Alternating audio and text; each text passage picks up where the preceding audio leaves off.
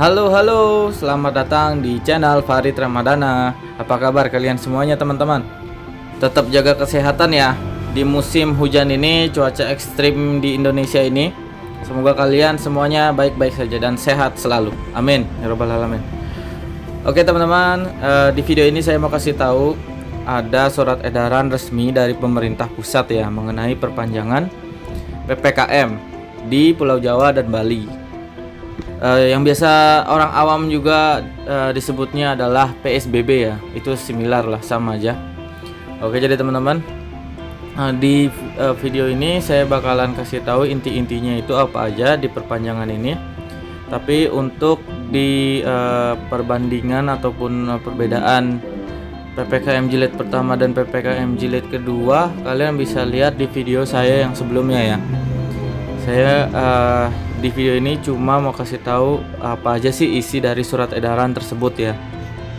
Dan sebelum saya mau bahas langsung, yang belum subscribe langsung aja subscribe ya teman-teman. Jangan lupa klik loncengnya juga biar kalian dapat notifikasi langsung dari saya.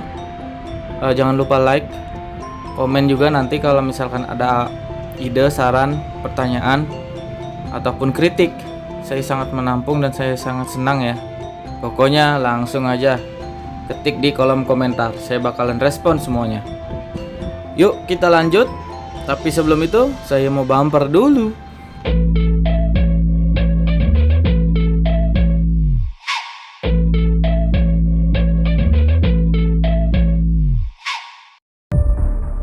Nah, ini adalah surat edaran resmi dari pemerintah pusat ya, terdiri dari 4 halaman ya teman-teman.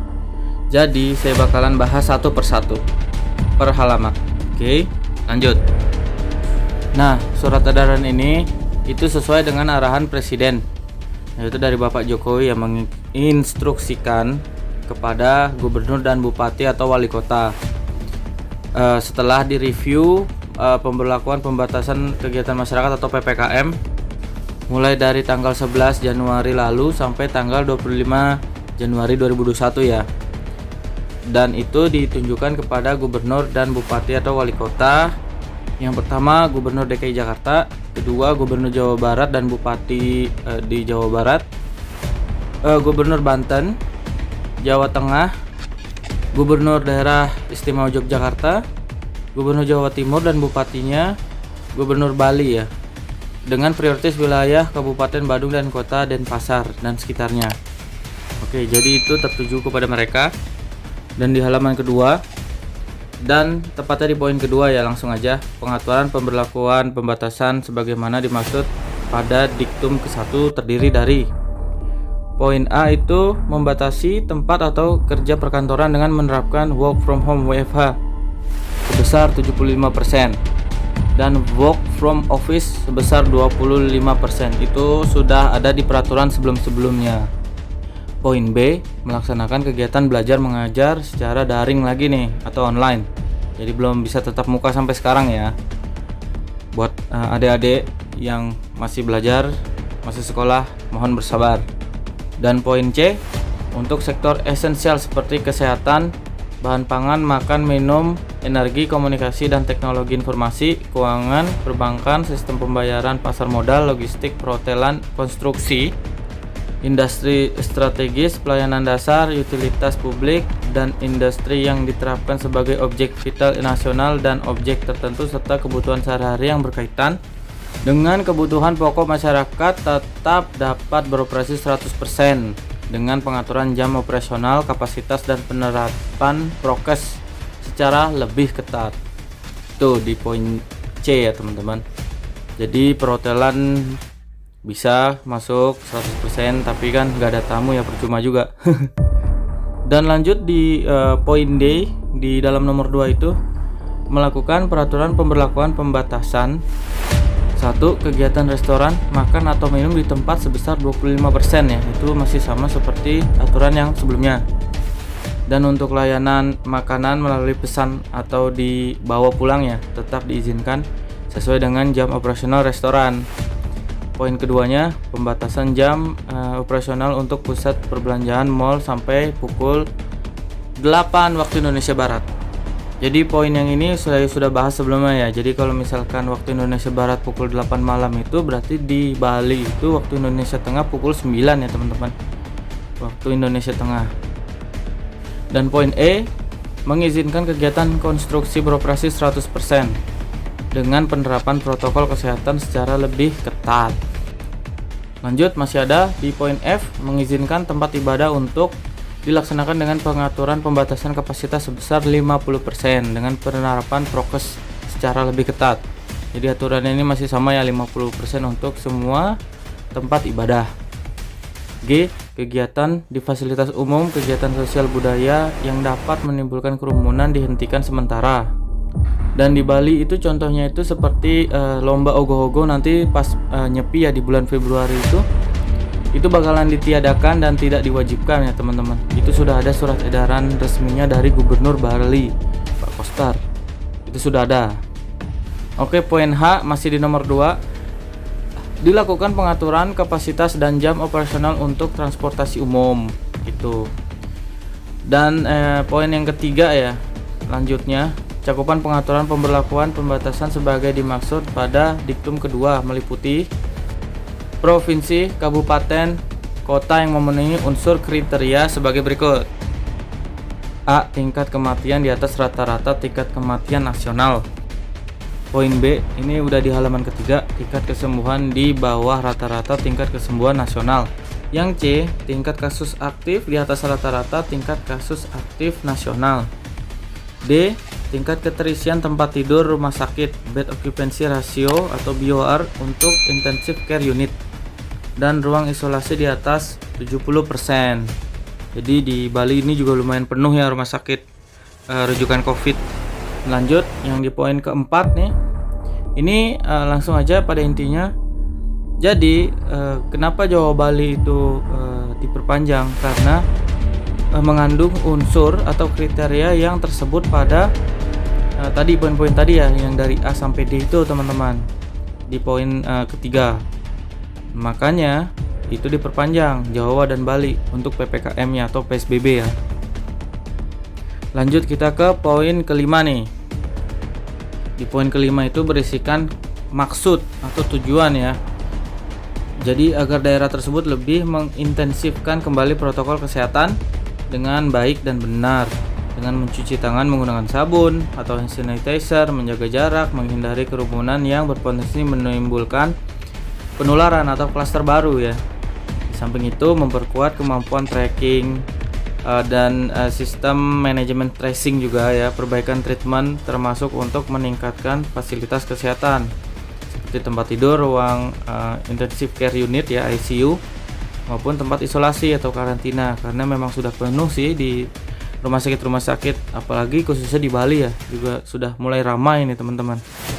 Next kita poin kelima dan poin keenam ya.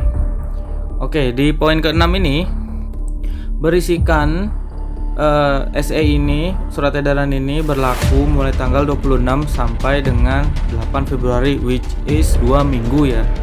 Ini perpanjangan PPKM ini. Dan kapan untuk berakhirnya di masa berlaku pembatasan ini? Itu akan dipertimbangkan berdasarkan tadi kriteria 4 tadi ya. Kalau misalkan satu daerah itu sudah tidak ada di kriteria 4 kriteria tersebut yang sudah di poin ke-3 ya, itu bisa tidak diperpanjang lagi untuk PPKM atau PSBB ini.